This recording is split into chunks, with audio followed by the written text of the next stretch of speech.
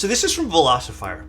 This is a board, when Velocifier reached out with this, I looked at this and I went, huh, this is actually a pretty good price point. It is an anodized top. I believe this particular one, actually I don't even know which one they sent. I was hoping they sent the anodized silver with copper weight. But they have, their base model is a silver anode top with a copper bottom for 149 USD. I don't know what shipping's going to be. Obviously that's going to vary depending on where you live. Velocifier makes a lot of gamer-centric stuff, and they make a lot of... They've made some questionable keyboards in terms of just stuff that didn't do super well, but it's always been fun. They've always made fun stuff that has always been decently priced, in my opinion anyways. We've covered a few of their boards. Now, there's different models, so that costs a little bit different depending on like if you want a PVD'd weight. I don't think the PVD weights look super good. I think we might have gotten a PVD'd weight today, but the copper weight is definitely my favorite. Pretty nice design to it. It has a badge. It's a 65% keyboard. I'm here for it. I think 150 is a great starting price with a copper weight especially. And then you can get it in either wired or tri-mode.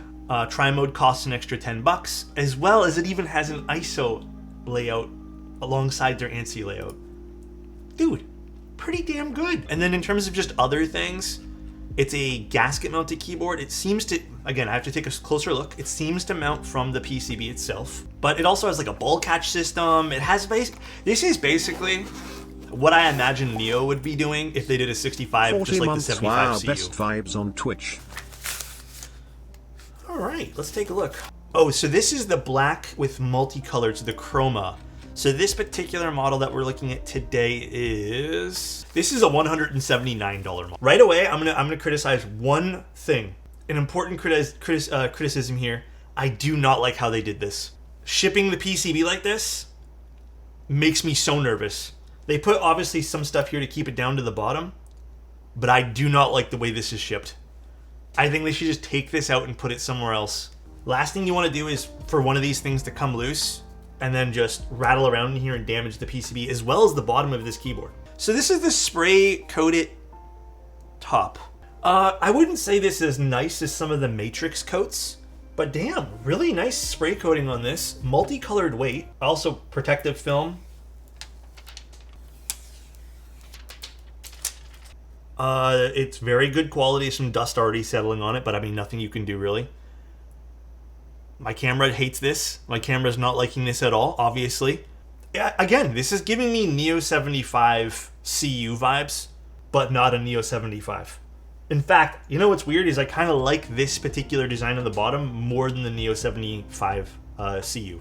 Pretty standard side profile, box on wedge with a little bit of some corners here. Has a bit of an aggressiveness to it. But we have a catchball structure, a little badge over here, as well as a pogo pin.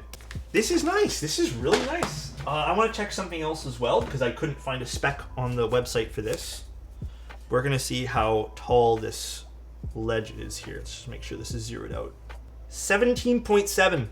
In terms of the PCB, just to go over this really quick without, spending too much time on it, it's pretty simple. I'm assuming if you go with the ISO one, you'll get an ISO layout over here, but right now we do not have this. This is the ANSI one.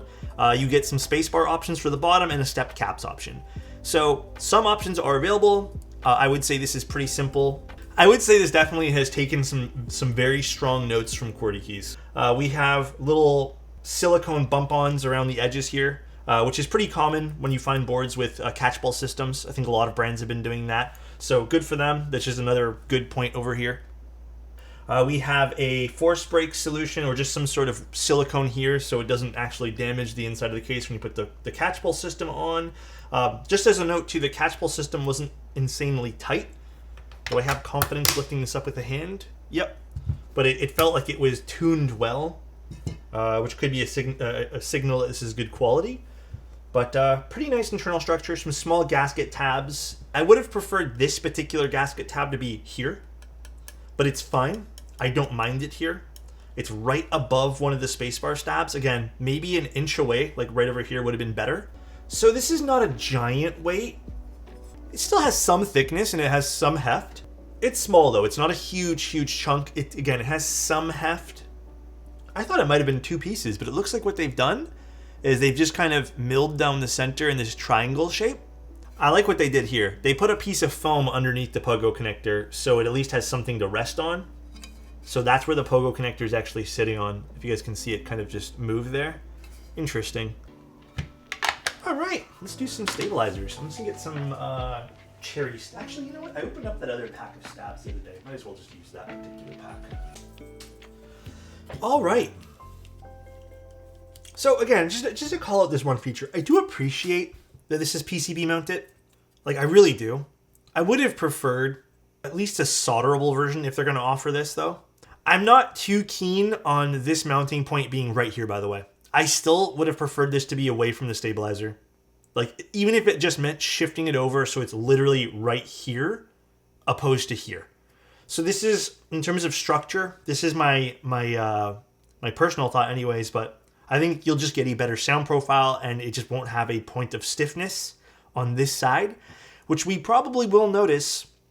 Hopefully we don't, but we might notice a big sound difference graduating from left to right over here. We'll see. I'm hoping that's not the case. All right, we'll try plateless first, because you can, again, technically build this plateless. For now, if you want to build 7U spacebar, you got to do a plateless. For now, but it seems like the final product, DJ, will be both. But we're going to try it plateless. Have some fun today. How does hotspot plateless hold well? You have to have the right switches for it. So for right now, like, the fact that I can even hold these up slightly from these without it falling out entirely is a good sign, right? It's not falling out. They're slightly able to move depending on the switch. Like, maybe one is more worn down than another. But these seem pretty snug for the most part, so it should be fine. If this, however, was rattling around, like, even the cherry ones are really snug. But if this was moving around or falling out entirely, like if you weren't able to kind of just pick up the PCB like this, then I would say fuck it, dude. The website's kind of meh.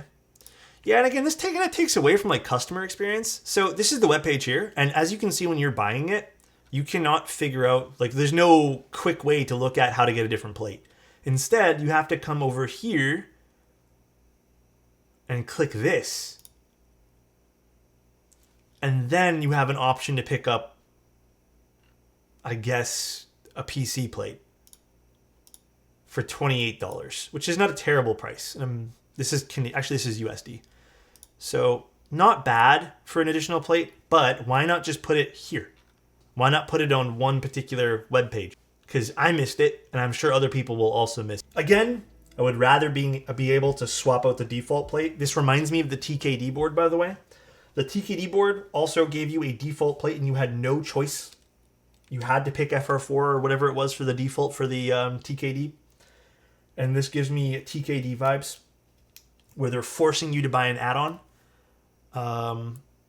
which kind of sucks. Let's put some keycaps on this. I already picked out keycaps today. Like, the alphas sound really good on this. This feels stiff already because of the mounting point. The mounting point being right here, I think, is throwing off the way this is sounding.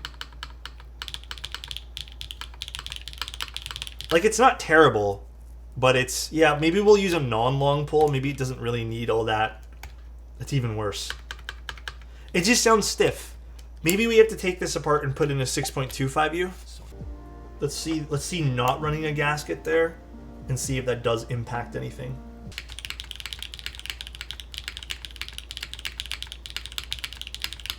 Hold on. Dude, that is a huge difference just taking off that. I still think I want to try out the 6.25U spacebar though. Board.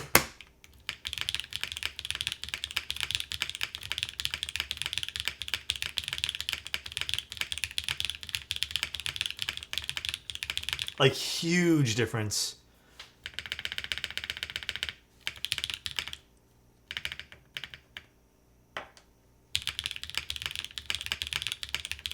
Yeah, damn, that is a crazy big difference.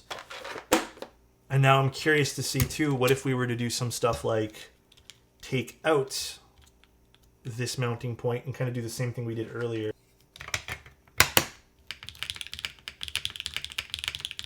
And you can see already how much that opens up.